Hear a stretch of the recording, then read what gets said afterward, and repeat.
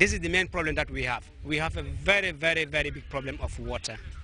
The inhabitants are therefore pleading to the authorities to come to their aid. For clean and potable drinking water, it's not only a prerequisite for healthy living, but a necessity for overall socio-economic development. Aissatou Badiane Sarr, Grts. Well, we'll be back with news from outside the Gambia after this break.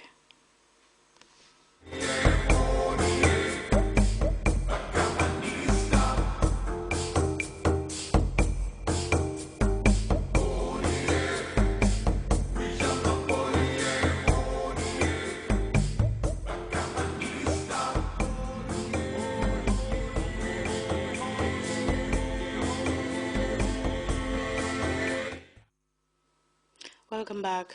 Government and rebel negotiators are locked in talks in the Ethiopian capital, Addis Ababa, but on the ground in South Sudan, fighting continues to rage in parts of the unity state. Meantime, Sudan's President Omar al-Bashir has arrived in Juba for talks with his South Sudanese counterpart, Salva Kiir. We have details in this CFI report. The solution of the conflict in South Sudan still depends on talks taking place in Addis Ababa between officials on the side of President Salva Kiir and his rival Riek Machar. In the Ethiopian capital, they have reportedly begun debating two main sticking points. What is very urgent is the issue of cessation of hostilities and the release for political detainees. We believe so. It is very important to create a conducive atmosphere. Since December 15th, the conflict between government and anti-government forces based on ethnic divisions between Dinka and Lua has resulted in thousands of deaths and more than 200,000 displaced people. Some have fled to neighboring countries, such as here in Uganda. Much of the fighting is taking place near oil fields run by the Chinese. Beijing is worried and has sent its foreign affairs minister to Addis Ababa to pressure both sides. China's position concerning the situation in South Sudan is very clear. We are calling for an immediate halt to the fighting, and we hope law and order will be re-established quickly. The president of Sudan, Omar al-Bashir, is also intervening in the conflict. He was in Juba on Monday for talks with Salva Kiir. They agreed to deploy a mixed force on the border to protect the petrol installations. We guarantee that we will allow nobody based in Sudan to work against the government in Juba. In spite of the talks in Addis Ababa, the fighting is continuing and international officials are not optimistic. The United Nations has brought more equipment to Juba to strengthen defenses around the camps of displaced people. The United States has evacuated all non-essential personnel. Authorities in DR Congo have opened an investigation into the death of Colonel Mamadou Ndala. The senior military officer was killed when his convoy was attacked by unknown assailants. Two government soldiers have been detained for alleged links to Colonel Ndala's killers. And security was tight in Egypt as Coptic Christians mark Orthodox Christmas. Egypt's interim president, Al Mansour, visited a cathedral as a mark of goodwill to celebrate the event with Coptic Christians. We have more on this and other stories in this roundup by CFI. Democratic Republic of Congo's capital, Kinshasa, the government and military personnel paid their final respects to Colonel Mamadou Ndala. He was killed on Thursday when a rocket hit his jeep in North Kivu province. He is considered a hero by many in the country as he helped secure the defeat of the M23 rebel group in November.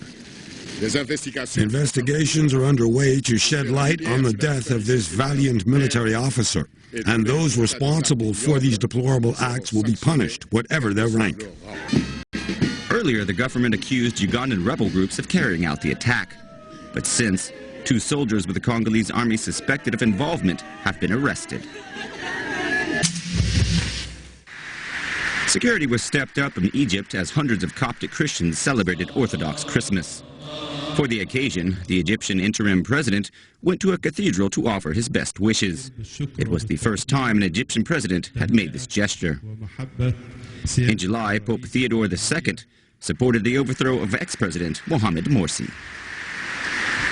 شيخ الجامع الأزهر وفضيلة الأستاذ الدكتور شوقي China crushed 6 tons of ivory on Monday to combat illegal trade in African elephant tusks.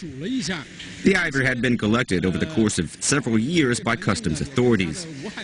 The event was highly covered in the media and was aimed at shedding China's image as a global hub for the illegal trade. The Chinese government hopes to discourage those who are tempted to buy illegal ivory. China makes up 2/3 of the global ivory demand. Ivory is used in China in traditional medicine. Algerian football legend Mustafa Zitouni died at the age of 85 on Sunday. He played for France 4 times but gave up the chance to play at the 1958 World Cup. Instead, he went to Algeria during the Independence War at the call of the Algerian National Liberation Front, the FLN. There, he helped set up a team for the FLN. After several years as a coach, Mustafa Zitouni ended his career in Nice, France, where he worked for Air Algeria. As a show of support for Iraqi Prime Minister Nouri el-Maliki, the U.S. is stepping up its military shipment to Iraq. Fighting in Anbar province is Baghdad concerned that there is a rising insurgency. This is a worrying moment for the Shia majority government, but Vice President Joe Biden says it is a shared fight against al-Qaeda-linked militants. But the conflict has sparked memories of the fighting during the Iraq War, and as CNN senior international correspondent Nick Robertson reports, long-lasting sectarian conflict is still brewing. Iraqi security forces under attack. A soldier in the dirt, wounded at the roadside. Amid the chaos, urgent calls for backup. Just half an hour's drive west of Iraq's capital, in Al-Anbar province, Sunnis are turning on the Shia-dominated government. We will fight all those connected to this sectarian government, this tribesman shouts. Over the weekend, fighting flared in the 2 main cities, Ramadi and Fallujah. Iraq's government responded with troops and airstrikes against what it calls al-Qaeda terrorists. And US Secretary of State John Kerry promised support, but no troops. We're not contemplating putting boots on the ground. This is their fight. But we're going to help them in their fight. But how much of this fight is political conflict, the country's Sunni minority marginalized by the Shia majority, and how much is resurgent al-Qaeda is unclear. For sure, al-Qaeda is exploiting Sunni anger. Under the name ISIS, Islamic State of Iraq and Syria, formerly al-Qaeda in Iraq, they've been boasting their success in Al-Anbar recently with propaganda videos like this. Not to mention making significant territorial gains in neighboring Syria, attracting thousands of foreign fighters. Whatever the causes, Iraq's Prime Minister is accusing Al-Anbar's Sunnis of siding with al-Qaeda, issuing an ultimatum: put down your guns or face the army. I'm calling on those who are deluding themselves to reconsider. They have been involved without knowing in supporting al-Qaeda projects. Fallujah has a history of resistance. In a massive offensive in 2004, US forces tried unsuccessfully to completely crush the city's insurgents.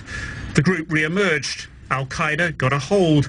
It was only in 2007, when Al-Anbar's tribes joined US forces, that Al-Qaeda were finally pushed out. Today, as families flee Al-Anbar and the government seems poised for a major offensive, the stakes for stability and potential for civil war seem as high as they've ever been. Time now to take a second break. We'll be right back.